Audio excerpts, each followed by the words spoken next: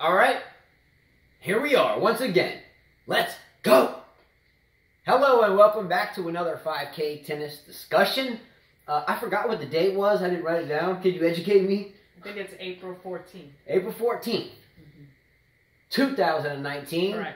Let's get busy. All right? So we are on show number 60, and that would be 60. 60. Yes. I haven't forgot about my Espanol over here, so don't think that we've been away and that I decided to forget about my Espanol. It is still alive and kicking. Okay? All right. Well, when I say this, when the show begins, I say, hello and welcome back. That's what I always say. Hello and welcome back.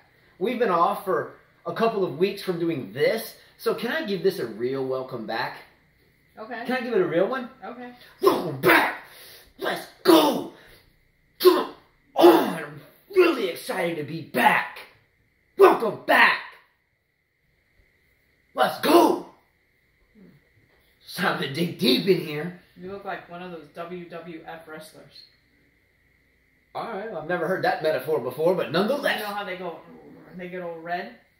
A real welcome back. A real welcome back.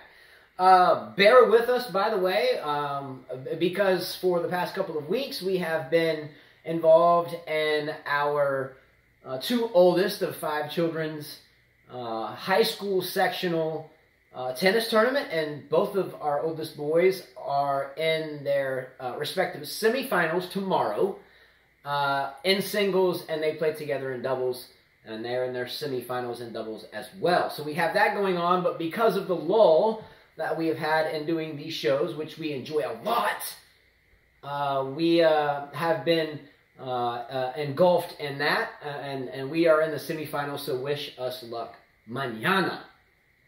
Okay?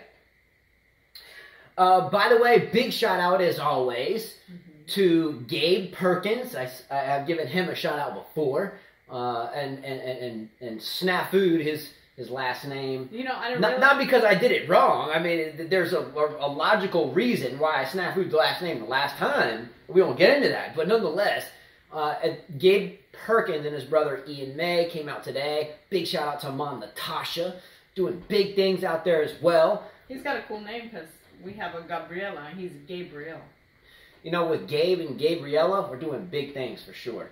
But big shout out to Gabe and Ian, who both have their sectionals beginning on a Wednesday in a different high school division. Right.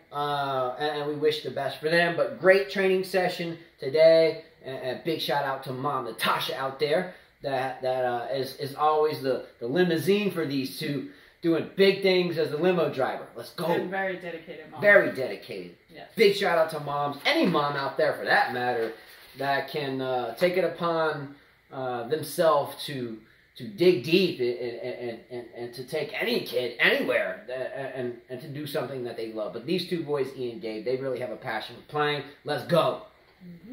All right. Enough about us, by the way. Hopefully all of you are okay. Right? Positive energy. When we teach our students, I always say I have 3 rules. Number 1, be positive. Number 2, work hard. Number 3, be positive. Yeah. That's my rules. It's great to be positive. You get more accomplished in life. Hopefully all of you are okay. Welcome back again. We've missed all of you. The exponential list of people that we can say we miss you. We do. You know who you are. It's all of you. So we're going to start out this show number 60, 60. Man, I'm so proud of my 1 to 60 ability in Espanol. Mi muy bonita señorita. Just saying. Just saying. I'm starting this show number 60 off with the poll question. Okay. Ready for the poll question? Yeah. Here we go. Carla and I have been, I guess the recipient, or maybe that's the wrong word. Carla and I have seen a lot of really ripped up women on the WTA tour in the past couple of years. Now, let me define ripped up. I mean like, tattoos and everything, like, whoa, to your face, that type of rip. Sabine Lisicki, by the way, has always been strong. Like, you know, you see her muscle, and, you know, she's elegant, you know, I wish Australia maybe would think she was as elegant enough to give her some props on TV when she won the Australian Open doubles, and they just like totally shunned her interview at the end of that match. But nonetheless, if it would have been me, I would have at least shown her biceps, right? Yes, she's got nice biceps. She's got nice biceps. But she's never really pulled out the raw, like the rando Macho Man Savage deal, right? Right. So we've seen a few here recently. Okay? Let me start with number one. Oh, wait a minute. The poll question, and I'll give you one, too. Here's the poll question. Who is the most ripped up tennis player that you have ever seen or that is currently playing on the women's WTA tour? Okay? I'm going to give you my top three. I'm going to give you mine. And if you have an other, let me know. Or let us know. Right. Number one. Here's one that Carla and I saw today. Who? We're going to go Polona Hrkog, Slovenia. Whew. Wow. She's got tattoos from here to down there and another tattoo here, and she looks like she can beat some serious booty. Man, I tell you what, I'm glad that I now know what to look out for in a dark alley one night if I'm ever in Slovenia and maybe I don't know what I'm doing and maybe I offend the wrong person. Not that I would do that, but I definitely wouldn't offend Polona Hrkog. Wow. She's completely jacked up.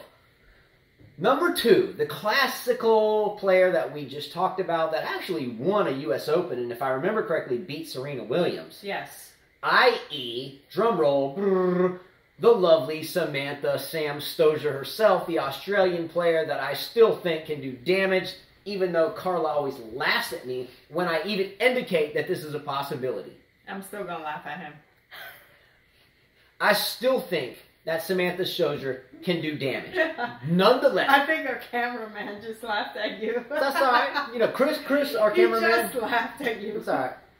By the way, our cameraman is our second oldest son, who's fourth in line, that played good tennis today as well. So shout out to Chris, who comes and checks and makes sure the camera on the tripod is still running because B-Dog02 bought the tripod it sits on. Yeah. Let's go, B-Dog02. Yeah, he's been messaging. Big shout out to B-Dog02 out there. He said, have you seen, I guess there was a tournament in Mexico where Muguruza won. Still love that guy. Beat Azarenka. Due to retirement. Well, really beat Azarenka. Yeah, B-Dog02's ripped up as well. All right, so Samantha Stosur is another classic ripped up person, but never really came out with, I'm going to just like beat you down with my brute force. Look at it. Here's another one. Maria Sakkari, the Greek. Yeah, she's pretty stacked up from the top to the bottom, yeah. El Robato. I like to say El Robato. She looks very stiff, yes. Okay. They probably make some guys on the ATP tour jealous. I mean, I'm sure Federer's jealous of those arms. All right. So we have Hrkog, ripped. Stosur, classically ripped. Maria Sakkari, ripped. How about Sabalenka? No. I think she's brute force. I think she's more like Andre the Giant. Like, we'll just boom. She's not. Just brute big. She's big, but she's not. Well, but that's a bad metaphor. She's not like the way they look. They look like there is like 0% body fat on their arms. Well, wait a minute. Hold on. Not that she's not. Are you going to tell me you'd want to mess with Sabalenka? Sure. You? She doesn't scare me. No. She scares me. No. I wouldn't want to mess with her. No. I wouldn't. Okay, she's on the list though. She's on the list for. She wouldn't make my. No, she wouldn't make my list. I'd put Emily Mauresmo before her. What? If you Emily Mauresmo over Sabalenka in terms of brute force, like in the boxing ring? Yeah, she was a lot. She had the same type of biceps as Stosur. If you go back in the days and you look at it, yes. That should be a. That's why a lot of female players question her. Why was she playing in the tour? It was like a man playing. If you don't remember the whole controversy. Oh, Maybe you forgot about it. I haven't forgotten about anything. And she had a tattoo, which made her look even more, like her cock. Okay. You forgot about that. Here is the poll question. I would say Serena, before she became a mother. Serena's just a big, strong girl. These girls, her arms are these girls are like in the gym getting jacked up on like all types of weights. You can tell. Serena's just a big girl. Well, then you have Schiavone. Schiavone was a very fit player. Oh my gosh. I just got dumber after that statement. Are you serious? Schiavone was just super skinny and her muscles wrapped around her bones She and skin and lifted it looked big. Are you serious? Schiavone wasn't jacked up. So you're telling me that a woman has to be 6 feet tall to look strong? No. Who said any of these girls were? Who even mentioned height? I'm just talking pure jacked upness. She was... When you look at Schiavone, there was no fat in her. You could see her veins in her arms. But you telling me Schiavone was swole? Yes. I disagree with that one. Okay. Totally disagree with that one. Even though Schiavone beat Stosur in the French Open final, by the way, and I remember that. That was like 2008, 9. I was in Vermont. Okay, I'm not going to argue not this. super You swole. asked me a question. If you look back when she won the French Open, she's always been a very fit player. They always said that she worked very hard in the gym. I get she was triathlete fit, No, or she marathon runner fit, but I don't think she was Polona Hercog swole. If she put tattoos on, yes. Oh, now we're going tattoos. Now, Okay, well, anyways, Okay, I'm not arguing about this. Here's the poll question. Who is the most ripped on WTA Tour? A. Polona Hercog. If you never heard of her, look her up. Samantha Stosur, B. C. Maria Sakkari, D. Sabalenka, and E. Other. Okay? Who you got? Out of all those women All that of I've seen, the Polona Hercog is a lot more ripped up. I'm going to jump on the Polona Hercog bandwagon as well. She looks pretty jacked up. Yes. Well, All right. I think the tattoos help. Yeah, tattoo really sets that off, Yes, but she's yes. jacked up. Yes. All right, so let's jump into the clay court season, in which we are in the midst of at this point. Early on, that is. We have the Monte-Carlo Rolex Masters that have just begun. And let's, though, rewind just a minute and look at the few clay court tournaments that have just completed in the past 2 weeks since we've had our hiatus of shows. And after we do that, let's discuss the prize giveaway for this clay court season before we get to the French Open, where we have another prize giveaway. Well, in the WTA tennis, we had the Samsung Open in Lugano, Switzerland, where Polona Hercog from Slovenia defeated Iza Swiatek, the 17-year-old from Poland. She won that? The girl we were just talking about? about? Yeah, Polona Hercog hadn't won a title in 7 years. She had a 7-year drought, so this is her first title. So Hercog's a veteran. She's a veteran. She's 28 years old. So here's a great question. All jokes aside, I had fun with the swollenness of these young ladies, and all due respect to them, they're working hard, and it's humbling to see. I had fun with that, and then maybe I went a little too far with that. So my apologies there if you thought so. But the fitness that these girls are in, that we mentioned, is that no disrespect in any way, shape, or form. This is an absolute standing ovation. Sure. These girls are extremely fit, that we mentioned.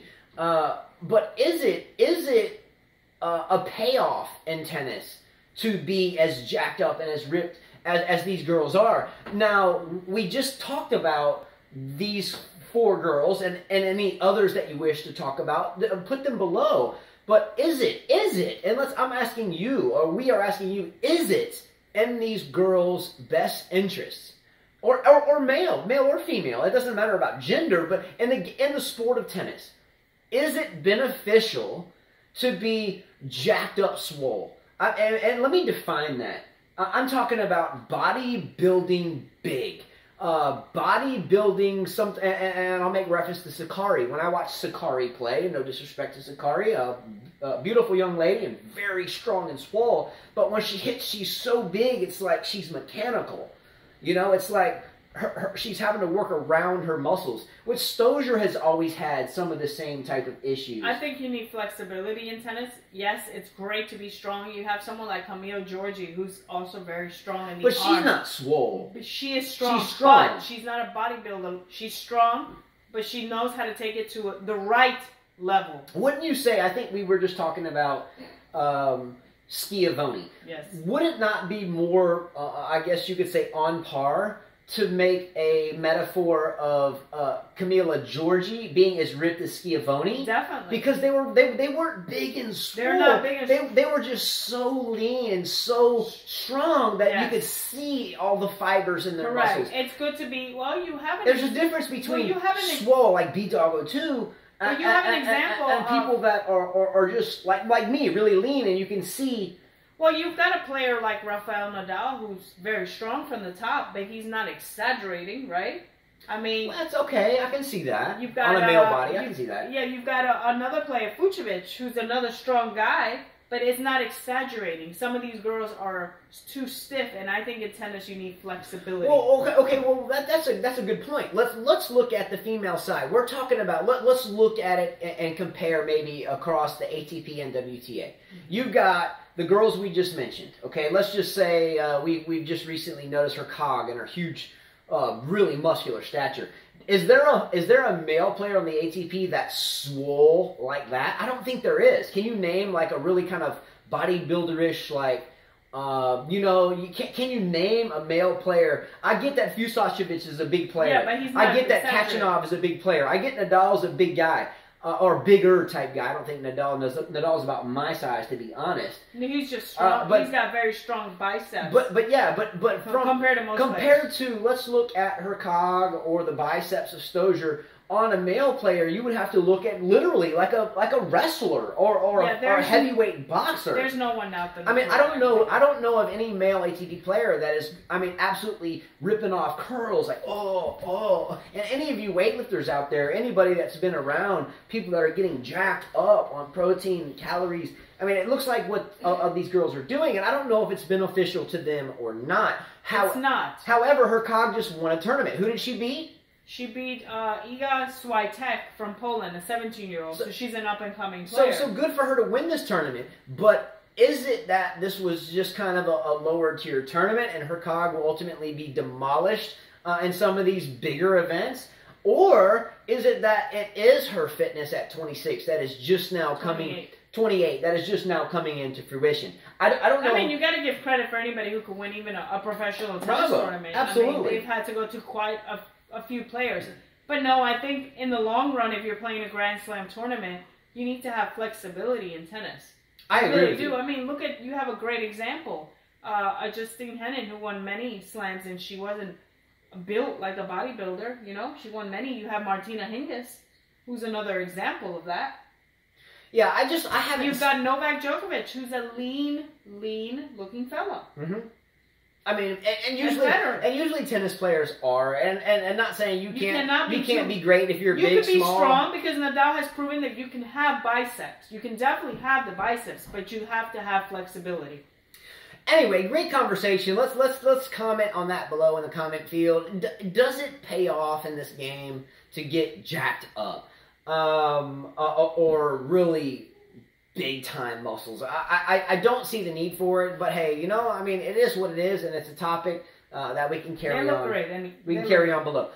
They do look great, though. They do look great, but credit to them. I wish I was swole like they were. But nonetheless, is it beneficial for the game in which we all play? Right. Or study? Right. All right. The next tournament was in Claro Open in Corsanitas, Bogota, Colombia, where Amanda Anisimova from the USA won her first title, defeating Astra Sharma from Australia. This is a great win for the young Anisimova. Yeah. It's a great win for the young girl. I'm a little worried here at this point about Ostapenko. She was the first seed in this tournament and got knocked out by Christine Ann, a veteran, a 26-year-old American player. Yeah, so and Christina Ahn, I think is how you pronounce it. She's been around for a while, and no disrespect to Ahn, great win for her. But let's rewind maybe a couple of years ago and look at when Ostapenko won the French Open. Okay, she won the French Open, top of the world. I think she was maybe even 17 at that point, if I remember correctly. Yeah, she's like 19 now. So she's 19. She's been around a couple of years now and been playing, and she hadn't just had a bump in the road. She won the French Open. She didn't just have like a bump down, like the Ana Ivanovic, the one and done, wins the major and then they just fall away, and they still hang around and they just retire because they're just a little too old at that point.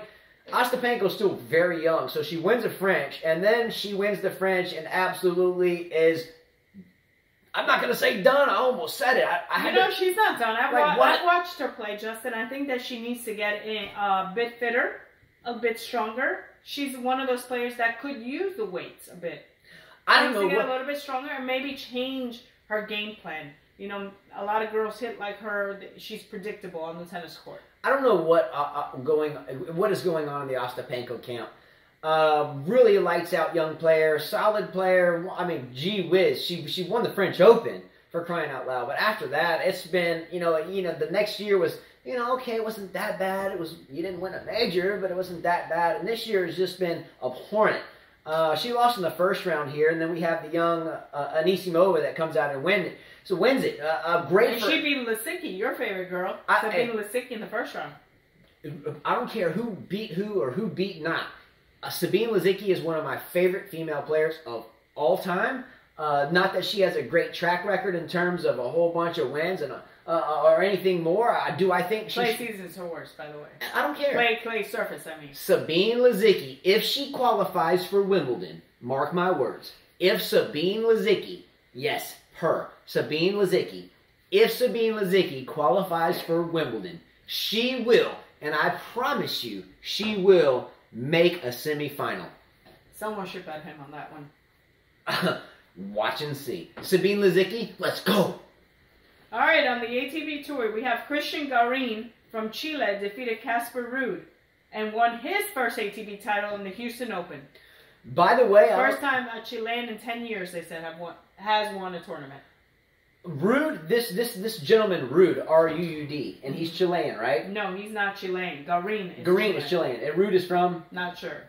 Okay, well, we should have that. I'm not sure if Ruud is from Australia. I'm not sure.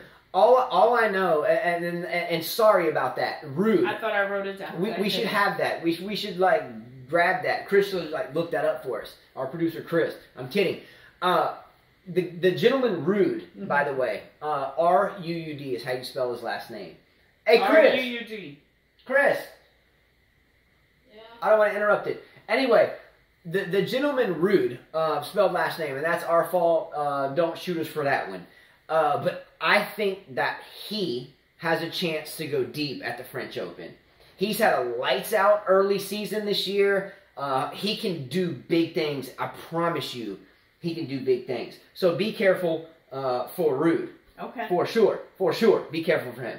In the next tournament, the Grand Prix Hassan II in Moroccan Open, well, your favorite player won. Of all time. Do you want to take a guess? Of all time? Roger Federer? Who? Benoit Pierre? Yes. Oh, the collar Pierre. Yes, he defeated Pablo Andujar from Spain 6-2, 6-3 in the final. So he got a tournament. He got an ATP title. He beat Sanga in the semifinals. By the way, if you are just tuning into this and you think that I actually am a huge fan of Benoit Pierre, then you are sadly mistaken. We have an ongoing joke. If I ever wear a collared shirt, which is rare, but sometimes I'll throw one on. I'll kind of throw my collar up and be like, who do I look like, Because I think Benoit Pierre has an issue with his collar as he plays. Yes. But nonetheless, good win for him, right? Yes, definitely. All right, so I think that's all of the clay court season finish or tournaments that have finished up until right now. Correct. All right. This is the next prize giveaway segment. Here we go. The next prize giveaway that we do. Now, we're going to do a total of 2 throughout the clay court season. Okay, we're going to announce one now. And then, as usual, we'll do a big one for the French Open or Roland Garros, however you know it.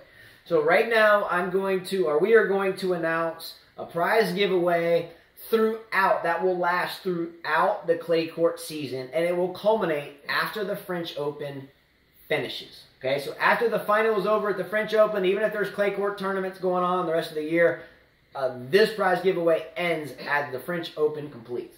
Okay? All right. Someone will win a 5K tennis shirt, small through extra large, or a set of strings if they can give us the top points accumulator on the ATP circuit, the men's side, during the clay court season. Okay? However, your player cannot be Rafael Nadal. Now, the reason why we are not doing the women's side here is I think it would be, hey, here's 100 names, choose one. So we wanted to make it easier for all of you. So what we're going to do is, after the French Open transpires and completes, we are going to culminate. I think we just have to look on the ATP Tour site, honestly. Yeah, I can tell you how many points. But we are going to find out who gains the most ATP points throughout the run from beginning. I think it was Houston. Yes. Well, we have Houston, yes. Houston, and I think there's one more. The Grand Prix. The Grand Prix. So we'll go back. We'll start from there.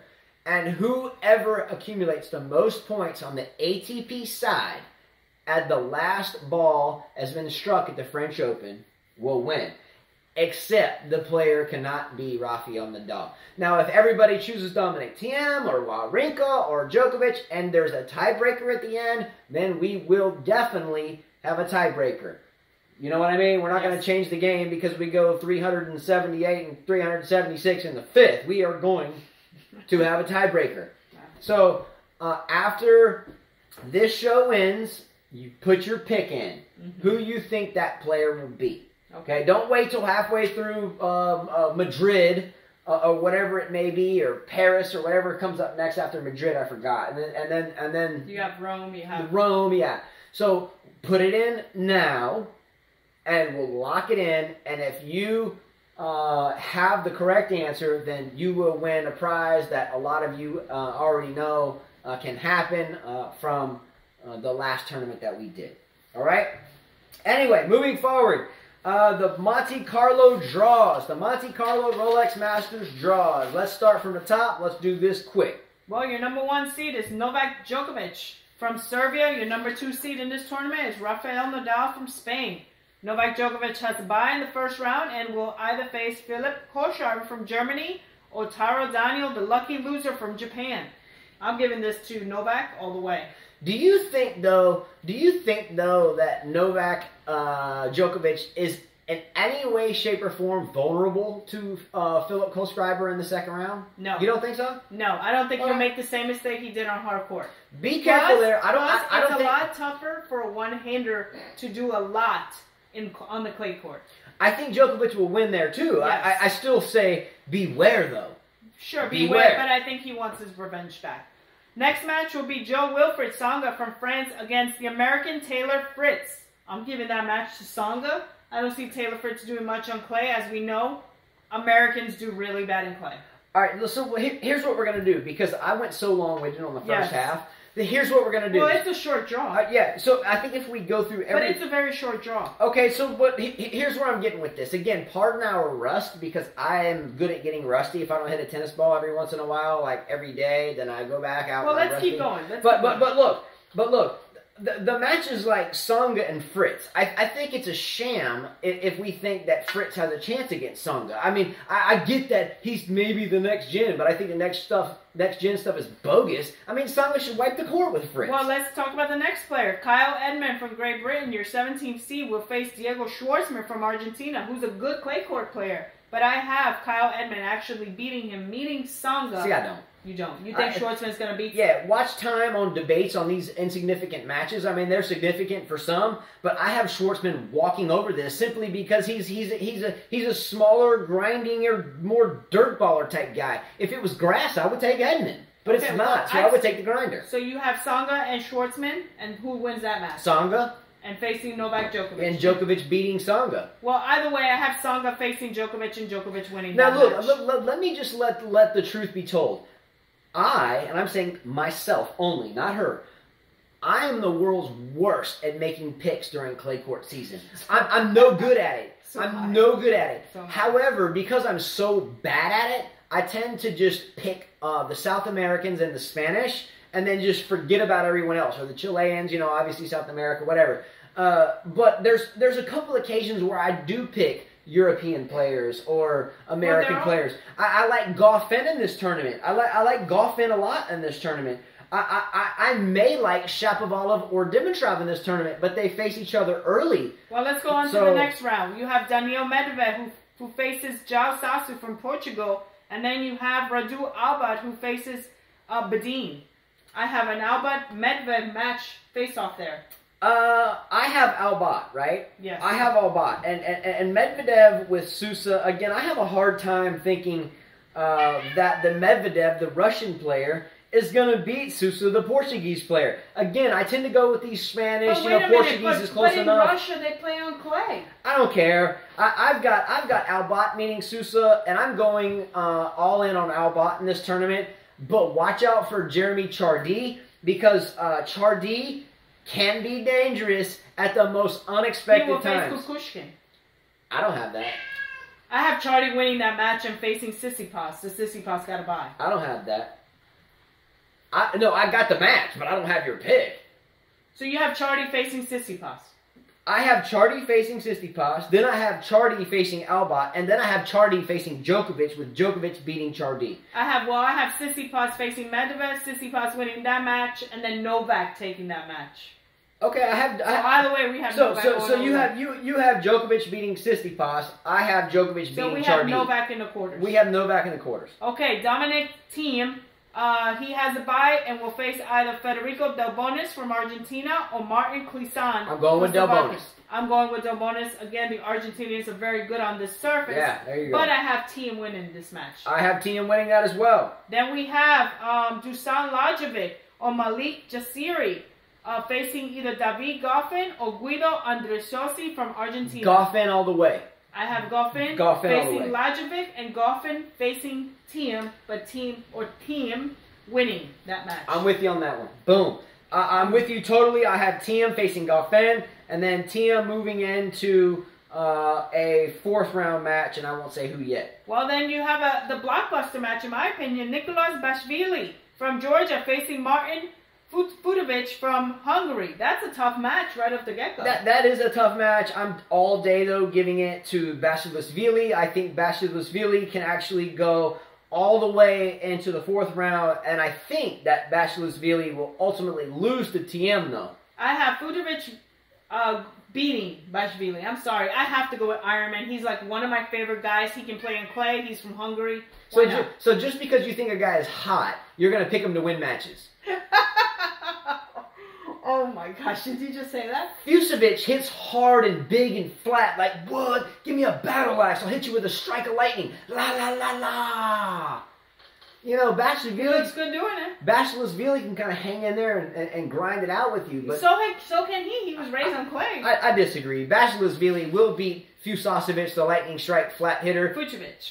Okay, well, he will lose to Basilashvili. Okay, well, you have Adrian Manarino, the veteran from France, facing Cameron Norrie from Great Britain. I give this to Manarino just because, you know. I had the same thing. Because Cameron is not very good on clay. And Basilashvili will win that match. Okay, I have Futovic winning that match. And then you have Andrea Seppi from Italy facing Lorenzo Sonego, and I have Seppi facing Khachanov, since Khachanov has a bye. I have the same thing. I have Seppi beating Khachanov. Not me. I have Seppi beating Khachanov. I have Thor meeting Iron Man. And then Iron Man beating him and facing Thiem. Seppi's been around too long on this tour. He can hang in and grind and dig deep. I think Khachanov will get impatient with his big serve and realizing it slows everything down. And I think Seppi will definitely beat Khachanov. He's beatable in clay. Yes, agree with you. Okay, anyway, moving forward, Seppi, Basilashvili. I'm sure you have Basilashvili, Khachanov. And I have Futovic and oh, that's right. And Thiem. Okay, so I have Thiem and Basilashvili. I have Thiem facing Djokovic in the next round. I have Thiem facing Djokovic as well. Who do you have winning there? I have Thiem beating Djokovic in the quarterfinal. No, that's the semis. Yes. I have Thiem beating Djokovic in the semis. So do I. Thiem will go to the final.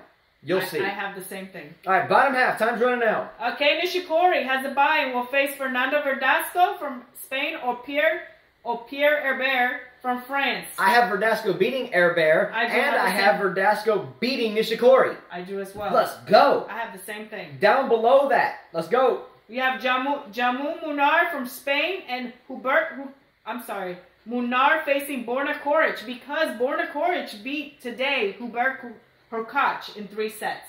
That match already happened. Yeah, I figured Koric would win this, but Hurkacz is no joke, and I really hope to see more from him. Hurkacz, yeah, I like him. I like him a lot. Again, I think ultimately in this section, we're going to have Coric meeting Verdasco, and I have Coric winning that. I do as well. All right? So then we have Fabio Fognini, your favorite guy, the 13th seed from Italy, facing Andrei Rublev from Russia. Well, I actually have Rublev beating Fognini after I saw the smash attack. I have the same thing. I do not like Fognini.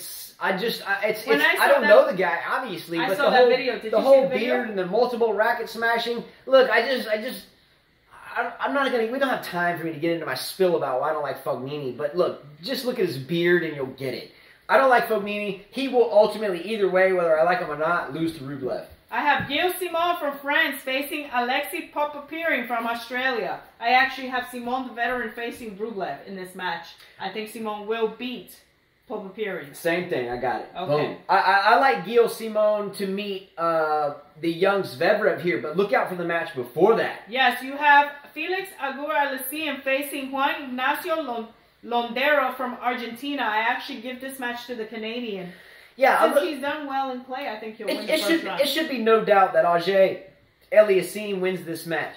The most blockbuster, or the quickest blockbuster match right out of the gate in this entire tournament, in my opinion, is the potential second round matchup between Sasha or Alexander Zverev against the young Felix Auger-Aliassime. Again, for me, there hasn't been a player in the past 5 to 7 years that I have really truly thought looks like a humble and a really good tennis champion or a future one, and that is Felix Auger-Aliassime. However, in this tournament, I do have Sasha or Alexander Zverev beating Aliassime in that second round blockbuster match, but that's going to be a good one. I do not. I actually have Aliassime beating Zverev just because I like it. He's had so many matches that he's lost. He's capable of losing to anyone. I like it. So moving forward, time. So I have Simon and Aguirre-Aliassime facing each other with, again, me giving the Canadian the next round. All right. So I have in that section, I have Simon versus Zverev, with Zverev winning it, and eventually facing off against Coric. I have Coric beating the Canadian in that next round. 6-7 minutes and we're out. So we're let's almost go. done. I have Coric going into the quarterfinals. I have Coric beating Zverev and making it to the quarterfinals as well. Okay, your next, Marin Cilic from Croatia, your 7th seed, will face Guido Pella, who earlier beat Laszlo Giri, out on the first round. Well, I have Cilic beating Pella in the first round. So, look, right here, I actually have both names written.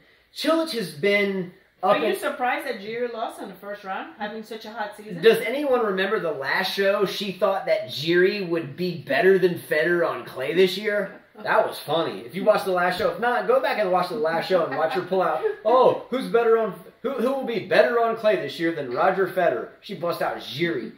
Anyway. If you don't know the player, then sorry, but it was kind of funny if you've been following the show. But Pella could win this match, but I do have Cilic winning it. But Cilic has been so up and down. There's so many injuries. It's a careful thing. I don't know how much Cilic wants to put into clay season is all I'm getting at. Not much. Well, Stan Wawrinka moved on, beating Lucas Pouille from France, and will face either Marco Cecchinato or Damir Zumur. Well, I have a Cecchinato-Wawrinka match, but Wawrinka facing Cilic in the next round. I have the same. This question right here goes out to Arvis, who's a longtime friend, sports writer, blogger, so forth. We go way back with doing fantasy teams for a very long time, a decade or so at this point, decade or more maybe. Mm-hmm. This is your time, Arvis, to find out whether or not your boy Cecchinato is actually going to do anything.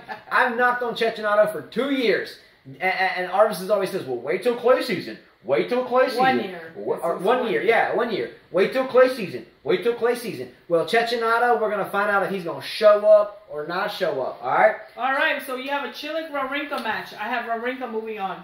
I have Cilic-Wawrinka as well, and Wawrinka moving on too. Then you have Denis Shapovalov, who could possibly face Grigor Dimitrov if he gets through Jan-Lennard Struff, which I think he will. And on the bottom draw, you have Batista Agut facing Millman.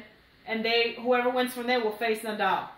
By the way, quickly on this, Nadal has a really tough draw for a very early clay season tournament. He has Dimitrov in his way. He has Wawrinka or Nadal in his way. Maybe even Shapovalov in his way. He has Coric in his way.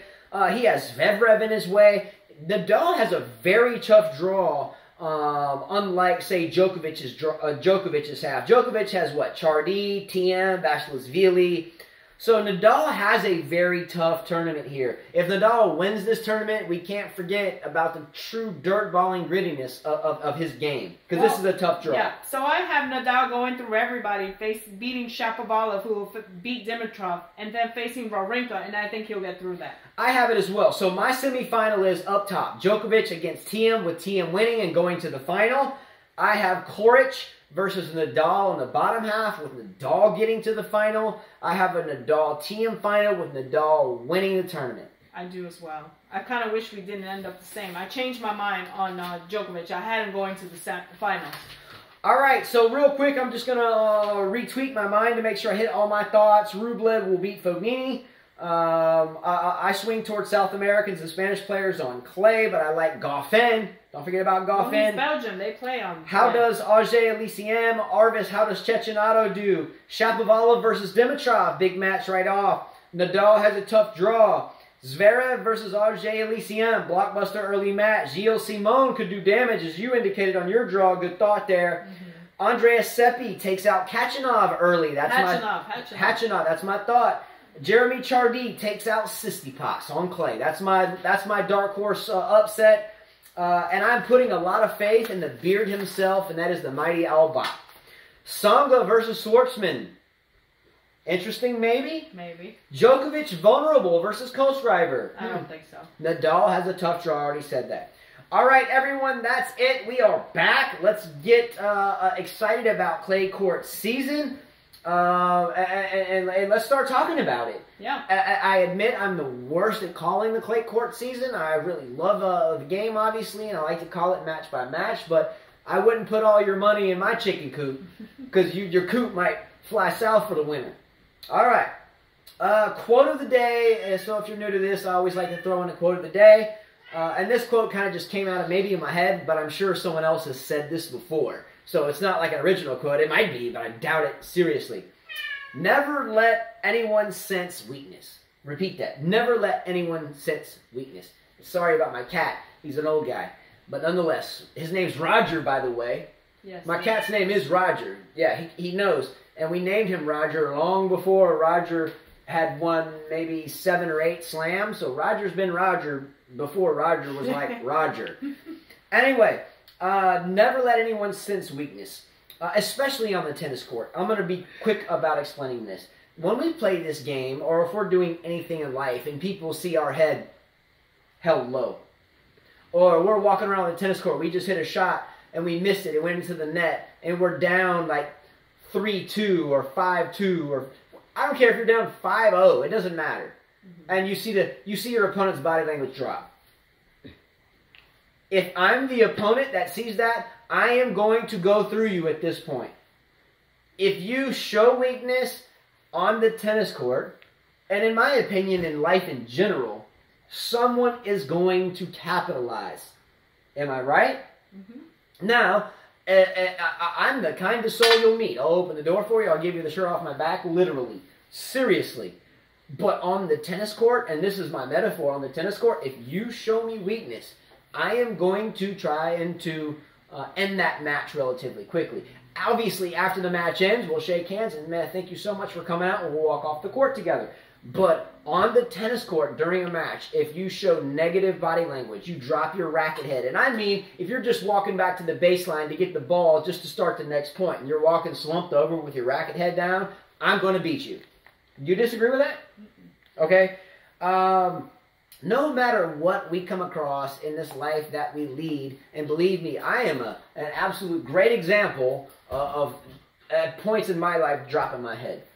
But I have really begun to understand that no matter what, if you hold your head up and you give it a good old college try, and you try to put a smile on your face, and you try to do nice things every day, generally your day ends up better, right? It's all about positive energy. I don't care if you're down big, you're winning big, whatever it is. Hold your racket head up, hold your head up, walk and talk like you are proud and happy to be in the place that you are. And then when you get home and the door shuts and you're really just all bent out of shape, then drop it there. but always shine no matter how hard you try. Hold your head up, put a smile on your face, do something nice for someone, and don't ever let people sense weakness. And we may be weak. We may be weak in here. We may be having a really bad day and on the ruffles of falling off a cliff in here. But don't show it. Don't emanate it. Okay? Stay up. Stay strong. Stay positive. And never show outward weakness or frustration, because people will capitalize on that. Breaking news, Bouchard has now become a full-time swimsuit model. Svetlana Kuznetsova is back. Nicholas Almagro, beautiful one-hander, retires. Right? Yeah. A lot of big things going on. Yeah. Comment below. We will see you in the next 2 days or so, maybe tomorrow. Click a like below, subscribe below, share the video. And again, I really hope to see Bouchard on the tennis court again. But the swimsuit stuff is getting out of control at this point. I don't think she looks all that great in the swimsuit anyway. Yep. Just saying. All right. Anyway, see you tomorrow, latest day after tomorrow. And as Carla always says, Adios. see ya.